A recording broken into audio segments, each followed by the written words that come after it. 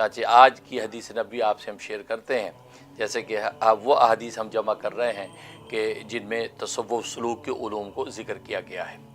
چنانچہ حضرت حکیم الامت مجدد ملت مولانا اشرف علی تھانوی رحمہ اللہ تعالیٰ نے جیسے اپنی تفسیر بیان القرآن کے اندر ترجمہ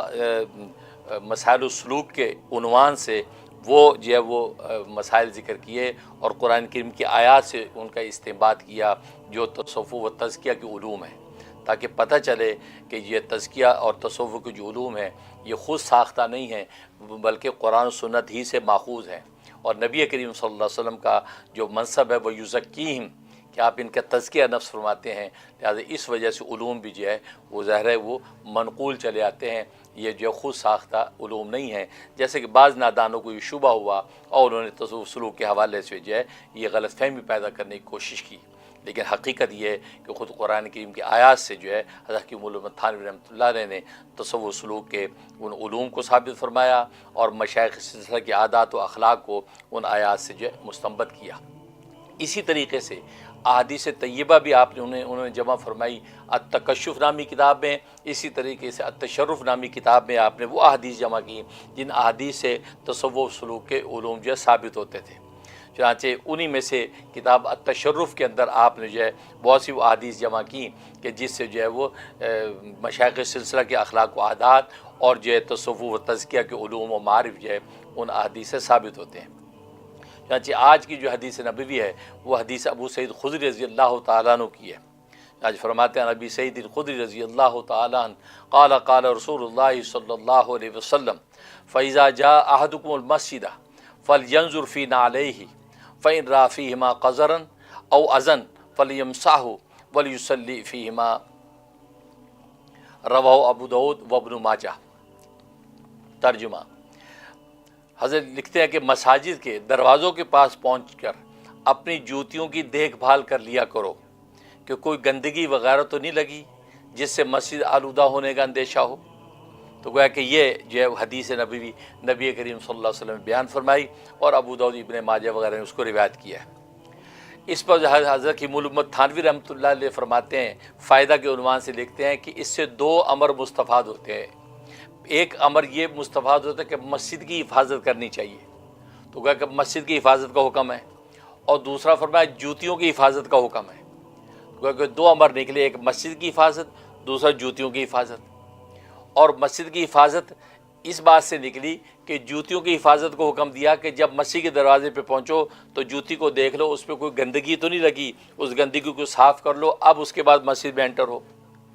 اس کا مطلب یہ اگر جوتے باہر چھوڑنے کا حکم ہوتا یا جوتے باہر چھوڑے جاتے ہیں تو ظاہر ہے کہ پھر اس پہ گندگی لگی ہو یا نہ لگی ہو تو اندر آلودہ ہونے کا کوئی اندیشہ ہی نہیں ہے۔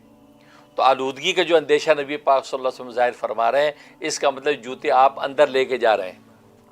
اور ظاہر اس زمانے کے اندر جو ہے جوتے اندر لے جانے کی اجازت ہوتی تھی، مطلب وہ اس طریقے کے جوتے ہوتے تھے کہ اسی کو پہن کر ہی نماز پڑھ لیا کرتے تھے۔ لہٰذا لیکن آج کل کے جو جوتے ہیں، جو آج کل کے بوٹ ہیں، لہٰذا اس طرح کے جوتوں کے اندر جو ہے وہ نماز پڑھنے کی قطعاً اجازت نہیں ہے، کیونکہ ظاہر سجدے کا تحقق نہیں ہوتا۔ تو لیکن اس حدیث میں نبی کریم صلی اللہ علیہ وسلم نے گویا کہ دو امر کی طرف اشارہ کیا، ایک مسجد کی حفاظت اور دوسرا جو ہے جوتوں کی حفاظت۔ اب اس کی وجہ کیا ہے؟ اس میں حکمت یہ ہے کہ کیونکہ ظاہر ہے کہ نماز میں جب انسان کھڑا ہوگا اور اس نماز کی عبادت میں کوئی تشویش و خلل اگر ہو، یعنی یہ تشویش ہوگی پتہ نہیں جوتا پیچھے باہر مسجد کے باہر محفوظ بھی ہے یا نہیں، کوئی اٹھا کے تو نہیں لے گیا، پتہ نہیں کوئی چوری نہ ہو جائے، یہ جب وہ انسان جو ہے کہ قلب اگر اس طرف مشغول ہو جائے گا تو عبادت کی جو روح ہے وہ ختم ہو جاتی ہے۔ اس لیے نبی کریم صلی اللہ علیہ وسلم نے ارشاد فرما دیا کہ جوتا آپ اپنے ساتھ اندر لے جائیں۔ چنانچہ آج کارپیٹ کا زمانہ ہے، کارپیٹ بچھے ہوئے ہیں، غالیچے قالین بچھے ہوئے ہیں، آپ اپنا جوتا جو ہے ہاتھ میں پکڑ کے اندر لے جاتے ہیں تاکہ آپ یہ تشویش دماغ سے نکل جائے کہ پتہ نہیں جوتا کو اٹھا کے نہ لے جائے۔ تو لہٰذا کیونکہ اس تشویش کی وجہ سے کیا ہوتا ہے کہ قلب جو وہ مشغول ہو جائے گا اللہ کے غیر کی طرف، اور نتیجہ یہ ہو کر نماز میں خلل آئے گا۔ اس لیے نبی کریم صلی اللہ علیہ وسلم نے اس کی اجازت دی، اور اس پہ اس بات کا اشارہ مل گیا کہ دنیا کی اپنی چیز کی حفاظت اس نیت سے کرنا تاکہ نماز کے اندر جو دوسری طرف سے انسان کا قلب مشوش نہ ہو، تو یہ جو ہے آپ کی اخلاص عبادت کے منافی نہیں ہے۔ یہ اس کے خلاف نہیں ہے کہ یہ آپ اخلاص کی عبادت کر رہے ہیں، جوتا چوری ہوتا پھرے، نہیں بھی انسان کی فطرت ہے، اس کو اپنے مال کی طرف جو توجہ ہوتی ہے کہ بھئی میرے جوتے چوری تو نہیں ہو گئے، لہٰذا کہہ دیے کہ آپ جوتے اپنے ساتھ لے جائیں، لیکن اس سے پہلے دیکھ لیں اس پہ کوئی گندگی تو نہیں لگی ہوئی ہے تو اس کو پہلے صاف کر لیں۔ لہٰذا جو ہے اس کا اہتمام کرنا یہ تقوی اور اخلاص کے بالکل منافی نہیں ہے۔ اور ظاہر ہے کہ آپ جانتے ہیں آج کل کے زمانے میں تو مسجد سے جوتے عام طور پہ چوری ہو جاتے ہیں۔ اب ایک انسان جو جوتے اگر باہر چھوڑ کے چلا جاتا ہے، کتنے ایسے واقعات ہیں کہ مسجد کے باہر سے جوتا چوری ہو جاتا ہے اور باہر آتے ہیں جوتے غائب۔ تو اس لیے جو ہے اس کا اہتمام کرنا چاہیے کہ آپ اپنے جوتے اپنے ساتھ لے جائیں، اپنے اندر یا کسی جگہ محفوظ جگہ پر رکھ لیں۔ ایون کہ حرم کے اندر بھی یہ واقعات پیش آ جاتے ہیں کہ جوتے ادھر سے ادھر ہو جاتے ہیں،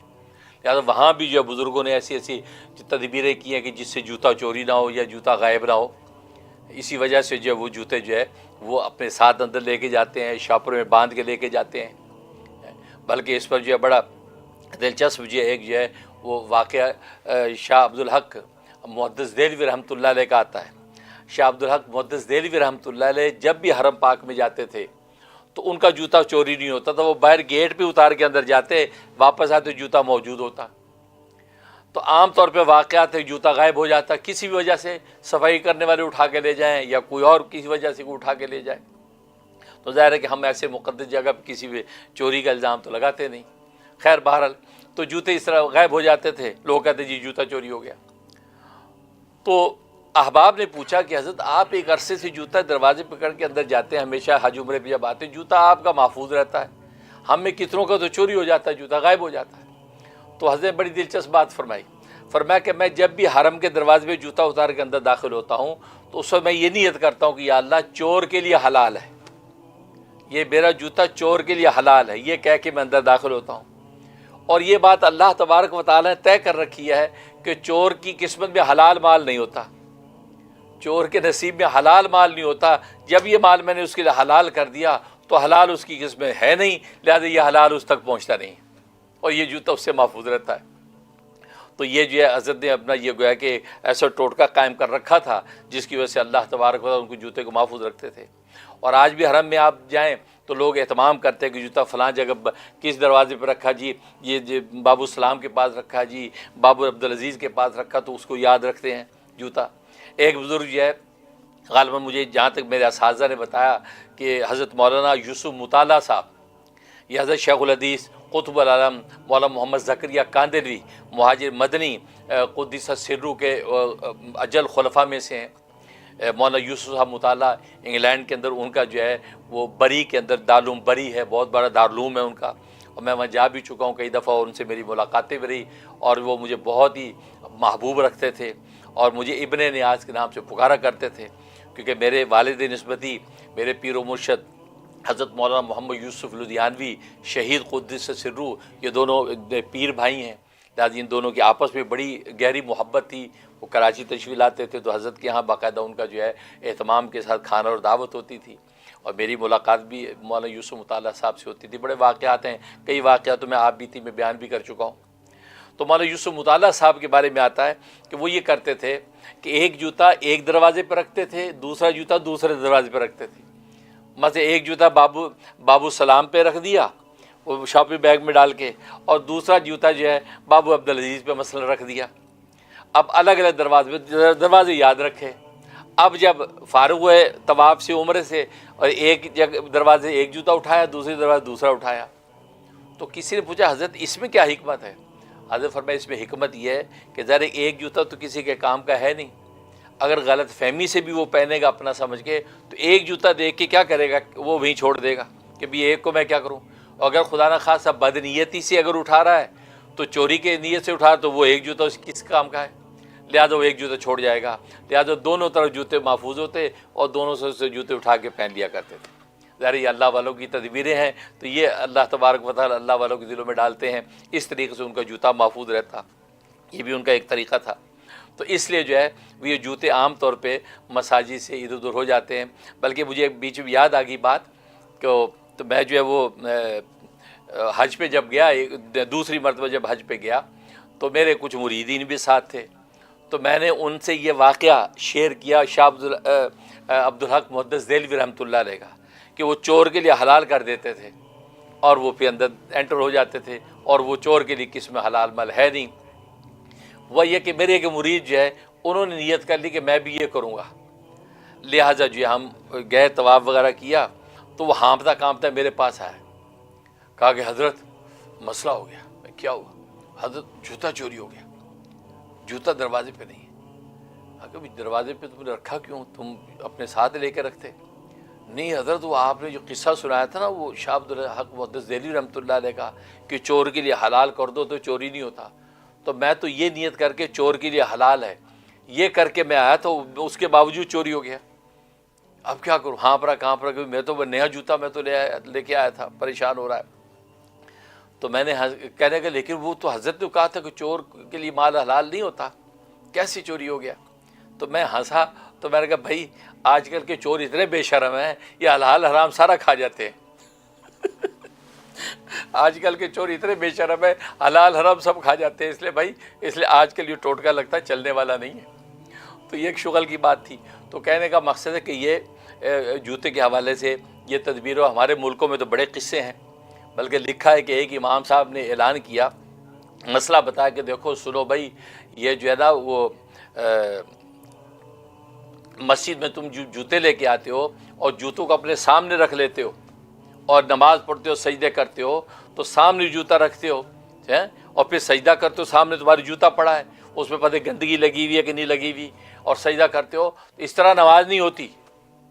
اب وہ مولوی صاحب نے اپنا مسئلہ بیان کیا، اب یہ شرعی مسئلہ ہے یا نہیں یہ ایک الگ بحث ہے، تو کہتے ہیں کہ یہ تو کہتے ہیں نماز نہیں ہوتی، یہ بات کی۔ ایک خان صاحب کھڑے ہو گئے، فرمایا کہ مولوی صاحب اگر جو ہے جوتا سامنے رکھیں تو نماز نہیں ہوتی اور پیچھے رکھے تو جوتا نہیں ہوتا، اب بتاؤ کرے کیا؟ پتہ پیچھے رکھے تو جوتا چوری ہو جاتا ہے۔ تو اس لیے، اور مزے کی بات آج کل تو حالات یہ ہو گئے ہیں کہ سامنے بھی جوتا رکھے تو بھی چوری ہو جاتا ہے، کیونکہ سجدے میں جب آپ جاتے ہیں تو آپ کے ساتھ والا نمازی بھی سجدے میں ہے اور حالانکہ وہ آئے چوری کی نیت سے،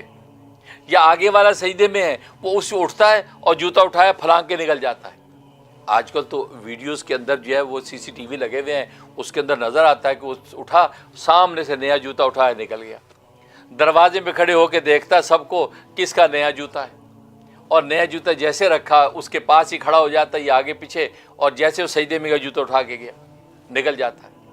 تو اس لیے یہاں تک کہ حالات پیدا ہو چکے ہیں کہ بسا اوقات لوگ سجدے میں جا کے اپنے جوتے کو یوں ہاتھ لگا کے ابھی جوتا ہے کہ نہیں، کہ کوئی چوری تو نہیں کر رہا۔ تو یہ حالات ہیں